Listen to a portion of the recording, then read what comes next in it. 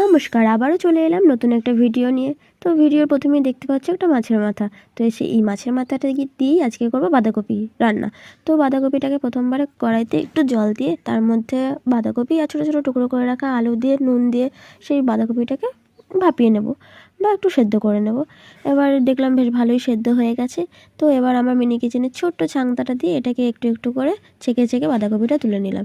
এবার বাঁধাকপিটা তুলে নিয়ে কড়াইতে তেল গরম করে আর মাছের মাথাতে নুন হলুদ মাখিয়ে সেই মাছের মাথাটাকে সুন্দর করে এপাশ ওপাশ উল্টে পাল্টে ভেজে নিলাম।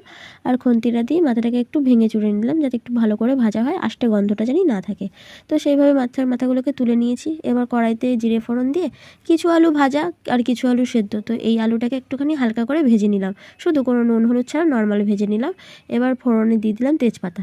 এই তেজপাতাটা ফোড়নটাও হয়ে গেলে পরে আমরা ছোটো ছোটো টুকরো করে কেটে রেখেছিলাম একটা টমেটো, ছোট্ট মিনি টমেটো, ওই টমেটোটাকে দিয়ে তার মধ্যে দিয়ে দিলাম হলুদ গুঁড়ো, আদা বাটা, ধনে পাতা, জিরের গুঁড়ো।